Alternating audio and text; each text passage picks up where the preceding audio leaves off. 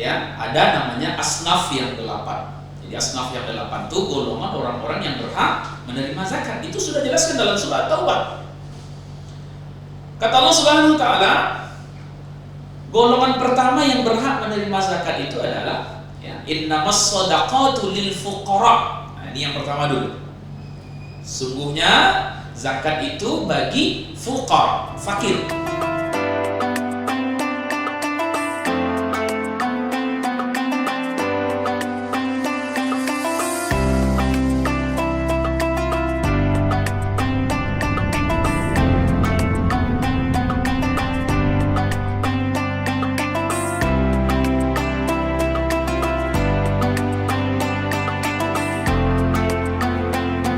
Assalamualaikum warahmatullahi wabarakatuh. Alhamdulillahirabbil alamin. Bersyukur kita kepada Allah Subhanahu wa taala. Allah pertemukan kita pada saat yang berbahagia ini, pada majelis yang mulia ini. Salawat dan salam kepada Nabi kita Muhammad sallallahu alaihi wasallam. Allahumma shalli ala Muhammad wa ala ali Muhammad.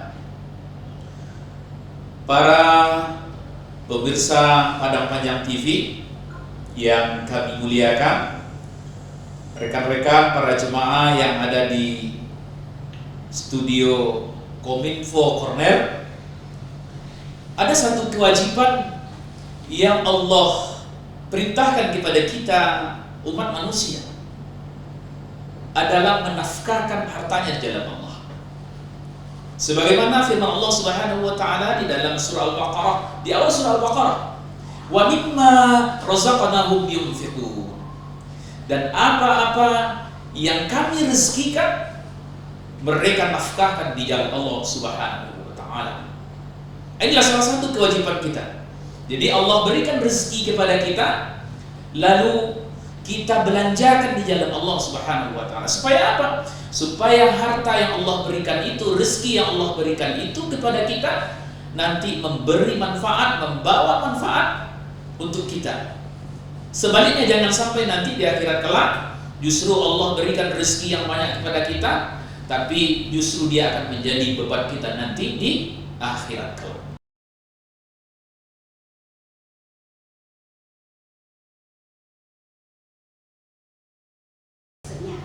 Ya, jadi membelanjakan harta di jalan Allah itu ada beberapa macamnya. Pertama, ada namanya zakat, ada namanya infak, ada namanya sedekah, ada namanya wakaf. Di antara empat ini ada kesamaannya, namun ada perbedaan-perbedaan yang prinsip. Jadi zakat misalnya, dia ada ketentuannya. Ada berapa harta yang kita miliki baru kewajiban kita mengeluarkan zakat. Lalu kepada siapa diberikan, ini zakat namanya. Jadi dia tidak bisa diberikan kepada sembarang orang, harus jelas. Ini zakat namanya. Jadi hartanya ditentukan nisabnya, kemudian kepada siapa diberikan, ini zakat namanya. Kemudian ada infak. Apa bedanya dengan zakat? Dia tetap memberikan harta, membelanjakan harta, memberikan kepada orang lain. Tapi bedanya kalau infak itu tidak ditentukan berapa jumlah harta yang harus diinfakkan. Jadi berapa saja bisa diberikan. Lalu kepada siapa diberikan juga tidak dibatasi seperti zakat. Nah, cuma Pak Ibu sekalian, infak ini lebih fokus kepada diberikan kepada orang yang di luar tanggung jawab kita. Ya, misalnya berinfak kepada untuk pembangunan masjid misalnya. Nah, ini infak namanya. Atau infak untuk anak yatim. Nah, ini diperuntukkan kepada orang lain. Nah, ini infak namanya. Lalu ada namanya sedekah. Apa bedanya sedekah dengan infak? Ini juga termasuk ini sunat ya, tidak seperti zakat. Zakat tadi kan wajib. Apa bedanya? Infak dengan sedekah dengan infak. Sedekah tidak harus materi, tidak harus harta. Sedekah juga bisa non materi, non harta. Lalu kepada siapa diberikan? Ini lebih kepada orang-orang yang menjadi tanggung jawab sosial kita. Misalnya sedekah seorang suami kepada istrinya, sedekah seorang suami kepada anaknya, sedekah seorang anak kepada ibunya, kepada orang-orang terdekat. Ini sedekah namanya. Dan sedekah itu tidak mesti uang, seperti yang dikatakan tadi. Sedekah bisa dalam bentuk makanan, sedekah bisa dalam bentuk pakaian, sedekah bahkan senyum juga sedekah. Jadi rekan-rekan sekalian, para pemirsa, kalau kita bertemu teman lalu kita senyum kepada teman kita, ini sudah sedekah namanya. Ya. Lalu yang keempat ada namanya wakaf. Apa bedanya wakaf dengan infak, dengan sedekah, dengan zakat? Dia tetap memberikan sesuatu, tapi wakaf ini tujuannya lebih luas untuk kepentingan banyak orang. Dia bisa dinikmati oleh banyak orang dan tidak ditentukan siapa yang menikmati. Hanya saja sesuatu yang diwakafkan manfaatnya yang diambil. Jadi kepentingannya untuk jangka panjang. Kalau infak ini kan misalnya berinfak kita 1.000 rupiah, bermanfaat untuk orang. Bersedekah kita makanan dimakan orang habis waktu itu. Tapi kalau berwakaf kita berikan manfaatnya panjang manfaatnya. Dia bisa puluhan tahun bahkan bisa selamanya. Misalnya orang menginfakkan satu lahan misalnya 200 meter, manfaatkan untuk apa? Dibangun sekolah misalnya. Apa manfaatnya? Orang bisa mendapatkan pendidikan. Nah, ini yang disebut dengan wakaf. Jadi inilah Bapak Ibu sekalian, para pemirsa. Jadi ada namanya zakat, ada namanya infak, ada namanya sedekah, ada namanya wakaf. Nah, inilah salah satu di antara kewajiban kita membelanjakan harta di jalan Allah Subhanahu wa taala.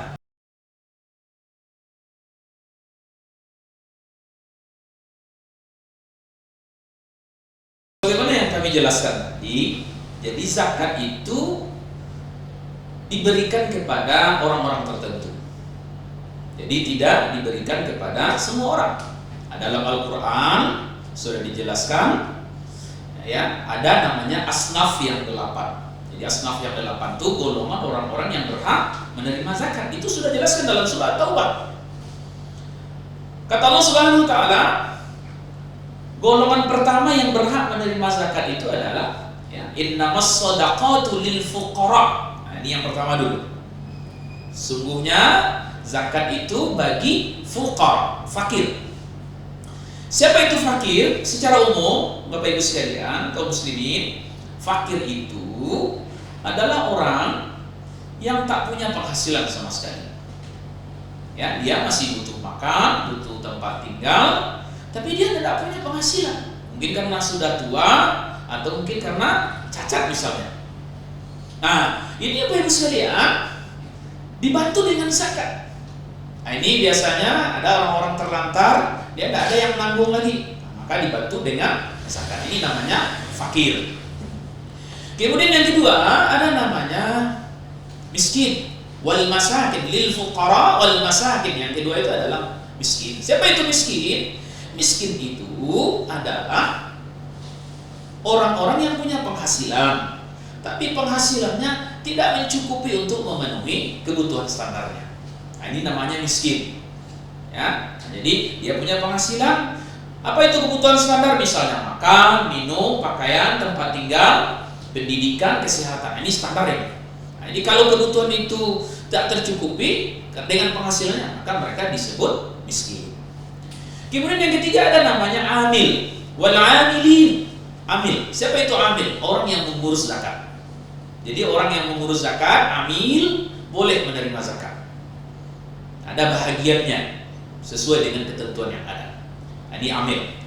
Kemudian yang berikutnya adalah memerdekakan budak. Ya, memerdekakan budak. Jadi kalau zaman kita ini, zaman sekarang mungkin budak tidak ada lagi ya. Jadi kalau zaman Rasulullah dulu ada budak yang tidak dimerdekakan, ditebus kepada tuannya lalu dibayar dengan zakat. Ini namanya memerdekakan budak. Ya, kemudian ada namanya mu'allaf.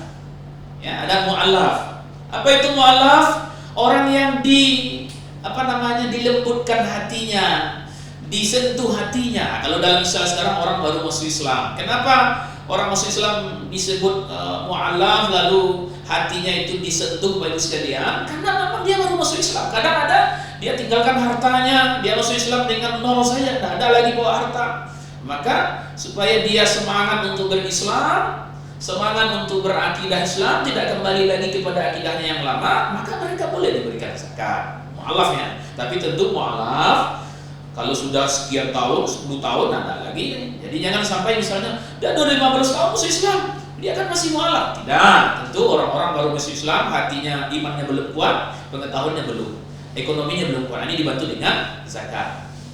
Kemudian ada namanya yang disebut dengan gharib, orang yang berhutang. Hutang seperti apa?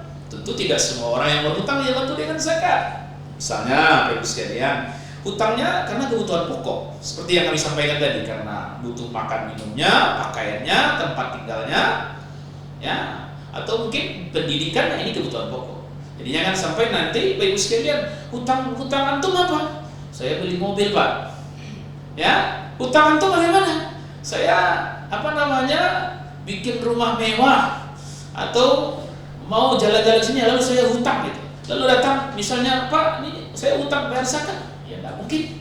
Ya, jadi tidak semua hutang yang dibayarkan atau yang berhak menerima zakat. Kemudian golongan yang berikutnya adalah fisabilillah. Fisabilillah, orang yang berjuang di jalan Allah. Nah, kalau dalam fikih klasiknya, fikih lama atau semasa Rasulullah SAW, fisabilillah ini hanyalah orang yang memanggul senjata, berjuang, berperang di jalan Allah. Ini fisabilillah namanya.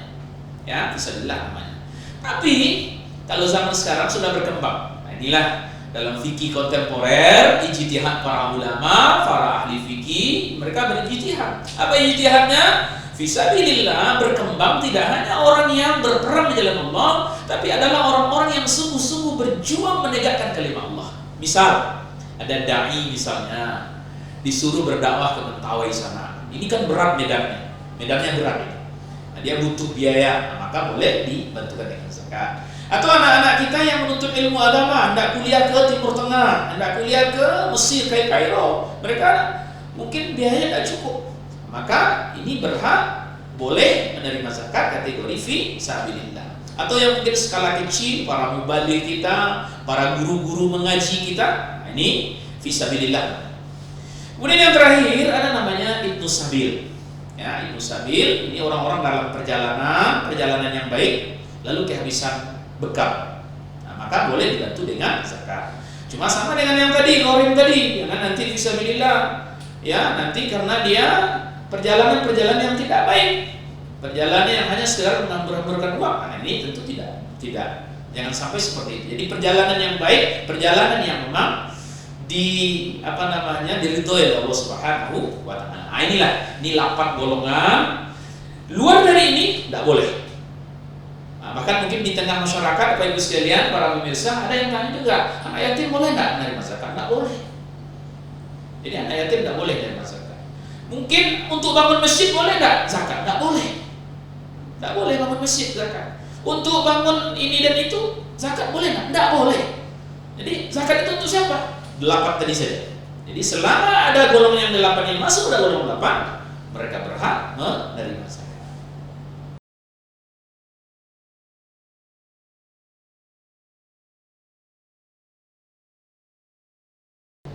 Ya. Jadi kalau tadi kan sudah kami jelaskan siapa yang menerima zakat. Jadi sekarang lalu bagaimana zakat itu kapan dikeluarkan? Berapa nisab hartanya? Tadi kan sudah kami jelaskan di awal bahwa zakat ini ada nisab namanya. Jadi batas harta, berapa harta itu yang akan kita keluarkan baru kita wajib berzakat.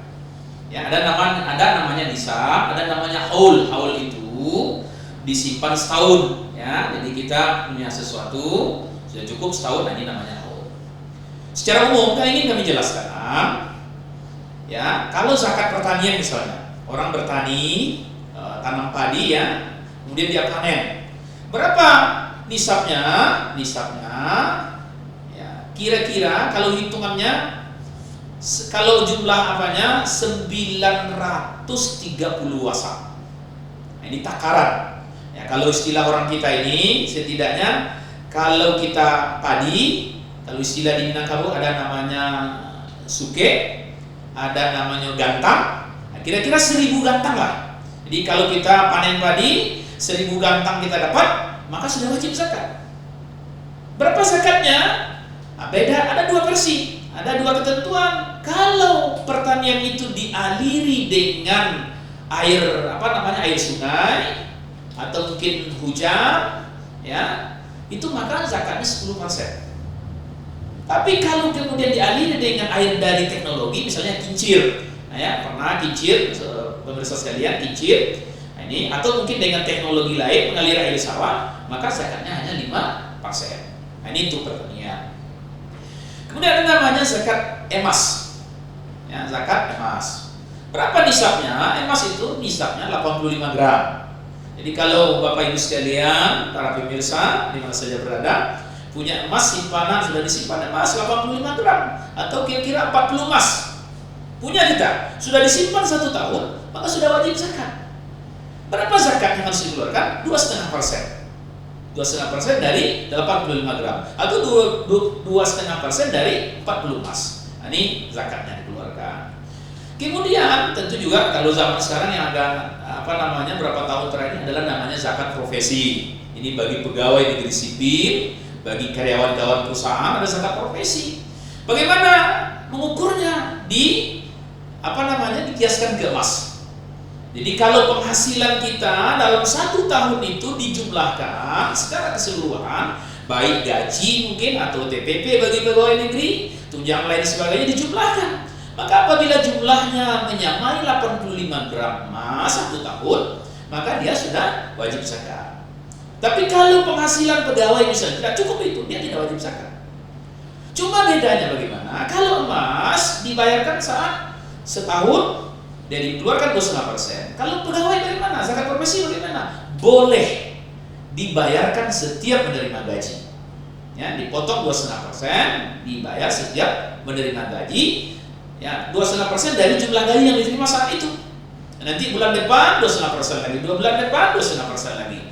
Mungkin ada yang tanya, kalau begitu lebih Pak 2,5%? Tidak, karena 2,5% dari gaji yang diterima saat itu, bukan 2,5% dari total keseluruhan.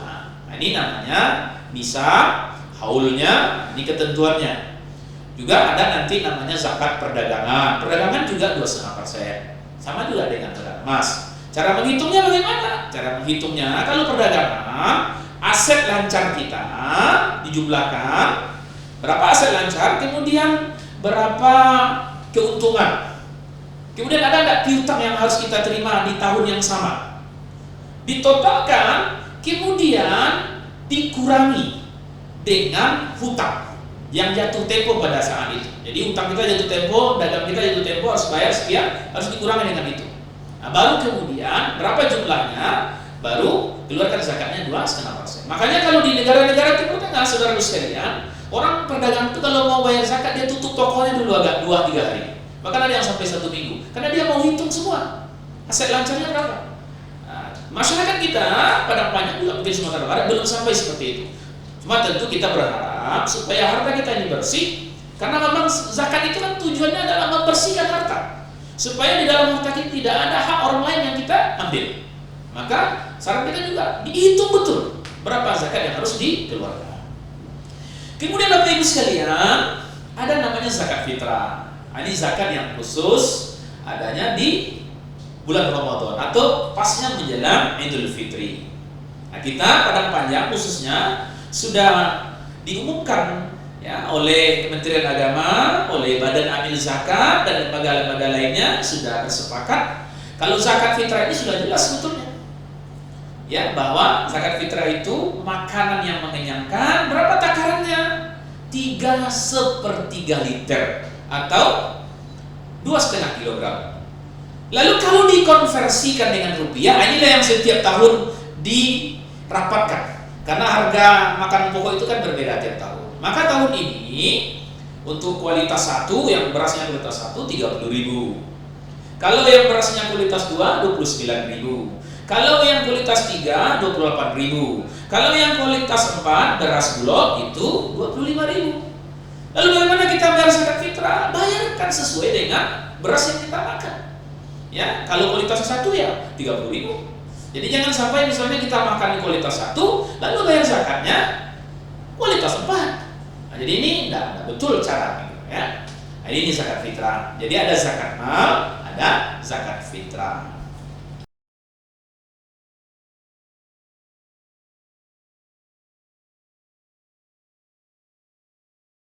Ya, jadi pemirsa sekalian, kebetulan saya juga memang salah seorang pimpinan Badan Amil Zakat Nasional Kota Parangpanjang. Insyaallah seperti biasa, menjelang Lebaran ini kita Badan Amil Zakat akan memberikan zakat program Padang Panjang Peduli bagi kawan-kawan tenaga harian lepas di lingkungan pemerintah Kota Parangpanjang. Juga guru-guru PAUD, guru-guru TK, bahkan juga guru-guru di sekolah swasta. Dan insya Allah tahun ini juga ada para guru TPQ dan berbagai pihak lainnya. Lalu apa yang berbeda dari pemberian zakat program Padang Panjang Peduli tahun ini dengan tahun sebelumnya? Selama ini Bapak Ibu sekalian, ini rekan-rekan THL di mana saja berada ya. Selama ini seluruh THL tanpa pandang siapa dia kita berikan. Pokoknya THL kasih. Kalau ada guru PAUD kasih. Kalau ada yang masukkan proposal ke Basnas kasih semuanya. Lalu kenapa? Apa yang berbeda sekarang? Sekarang tidak semuanya diberi. Kenapa tidak semuanya diberi? Nah, ini perlu kami jelaskan. Ini adalah zakat. Ya, jadi dana yang mau kita bagikan adalah dana zakat. Nah, tadi sudah kami jelaskan di awal. Zakat diberikan kepada asnaf yang 8. Di luar itu tidak boleh. Nah, THL, guru TPQ lain sebagainya, kami kategorikan seperti apa dana kesempatan Padang Panjang Peduli ini pada poin yang pertama atau kedua, fakir atau miskin. Ya, mungkin barangkali fakir tidak, ini adalah miskin, ya. Kategori kurang mampu karena gajinya kecil. Lalu kenapa kami bedakan? Karena memang mungkin penghasilan THL, penghasilan guru-guru lain mungkin memang kecil. Kita sudah tahu berapa gajinya. Ya, ada 85.000 sehari dan itu kadang-kadang memang tidak sampai 30 hari kerja. Ada yang hanya 25 hari kerja. Penghasilannya kecil. Tapi di sisi lain bisa saja, misalnya seorang THL, misalnya perempuan misalnya. Lalu gajinya misalnya 2 juta sebulan. Dia gadis. Maka dia tidak punya tanggungan apa-apa. Maka angka 2 juta itu sudah jauh melebihi batas boleh seseorang diberikan zakat. Nah, ini untuk Bapak Ibu sekalian ketahui, ada namanya had kifayah. Had kifayah itu adalah batas seseorang yang boleh diberikan zakat. Artinya berapa nilai penghasilan mereka diberikan zakat. Nah, secara nasional, ya ini secara nasional ya, Pusat Kajian Basnas sudah melakukan penelitian, sudah mengukur di tahun 2018 sudah dirilis. Berapa angkanya? Per kapitanya itu 772.000. Jadi misalnya satu keluarga, satu suami, satu istri, 2 anak misalnya. Nah, kalikanlah 772.000. Nah, berapa total penghasilannya? Atau misalnya kita balik, misalnya penghasilan kepala keluarga, dia kepala keluarga bekerja sendirian, istrinya tidak bekerja, lalu dia bekerja sendirian, berapa gajinya? Misalnya 3 juta misalnya sebulan. Dia punya anggota 4 orang. 3 juta dibagi 4 orang. Artinya kan harusnya kalau 800.000 jadi 3.200.000. Berarti kan kurang dari 800.000. Nah, kita di Badan Amil Zakat Nasional Kota Parangpanjang, angka nasional ini tadi kita tingkatkan. Jadi Padang Panjang kita bulatkan menjadi Rp800.000. Padahal nasional 772 per jiwa. Kita bulatkan menjadi Rp800.000. Jadi misalnya begini, kalau tadi saya contohkan, kalau misalnya penghasilan orang ini total penghasilannya adalah 3.200.000, dia punya 4 anggota keluarga, 1 suami, 1 istri, 2 anak, artinya kan pembagiannya 800.000. Maka orang yang seperti ini berhak atau kita berikan zakat pada program penampungan dulu. Tapi kalau kemudian anggota keluarganya hanya 1 orang, artinya anaknya 1 orang, berarti kan dia. Sementara gajinya penghasilannya 3 juta. 3 juta dibagi 3, berarti 1 juta. 1 juta per jiwa, maka dia tidak lagi masuk kategori ini. Nah, inilah cara menghitungnya. Jadi kawan-kawan THL, kawan-kawan pegawai honor di mana saja berada, gampang saja menghitungnya. Jadi sebelum memasukkan proposal ke Basnas, sebetulnya menghitung sendiri sudah bisa. Ini adalah kejujuran sesungguhnya. Kalau gaji pegawai honor kita sudah tahu berapa gaji. Cuma penghasilan lain kami tidak tahu. Penghasilan suaminya, penghasilan istrinya, mungkin ada dia pedagang dan lain sebagainya. Jujur saja, berapa penghasilan di luar? Kalau misalnya honor sebagai THL 2 juta, penghasilan di luar 1 juta, jujur saja, tidak apa. Kalau penghasilan kami di luar hanya 500, pikir saya 500, tidak apa. Tapi kalau penghasilan di luar itu 5 juta, lalu dibikinnya 500, itu kan berbohong. Apa yang kami khawatirkan, Bapak Ibu sekalian, rekan-rekan THL, kalau kami paksakan tetap memberikan kepada rekan-rekan sekalian, kami yang memberikan berdosa, Bapak Ibu sekalian menerima sesuatu yang juga bukan hak. Jumlahnya tak seberapa rekan-rekan sekalian. Tapi ketika kita tidak berhak menerima zakat itu, maka ini tentu akan menjadi mudarat bagi kita. Nah, inilah yang menjadi pertimbangan kita. Jadi pembaginya itu 800 ribu rupiah. Nah, bagilah semakin banyak anak kita, tentu pembagiannya semakin besar. Tapi kalau anaknya sedikit, apalagi umumnya yang bujang, yang gadis, yang belum menikah, belum ada tanggungan, nah ini tentu tidak bisa kita akomodir. Semata-mata persoalan syariat, bukan persoalan apa-apa. Kita tidak membedakan siapa-siapa. Ini hanya persoalan kita membagi zakat sesuai dengan ketentuan yang ada. Jadi kawan-kawan, insya Allah, kalau ada yang misalnya kurang paham, ingin bertanya, kami di Badan Zakat Nasional Kota Padang, insya Allah kami akan menerima. Tanyakanlah, kami akan layani berbagai, termasuk juga konsultasi zakat. Kami akan layani persoalan ini. Ya, mudah-mudahan rekan-rekan THL, pegawai honor mana saja berada, bisa memahami kebijakan kami ini. Ini sebenarnya bukan kebijakan sesungguhnya, tapi adalah meluruskan porsinya, bahwa zakat diterima oleh asnaf yang 8. Ya, barangkali ini penjelasan kami. Kan?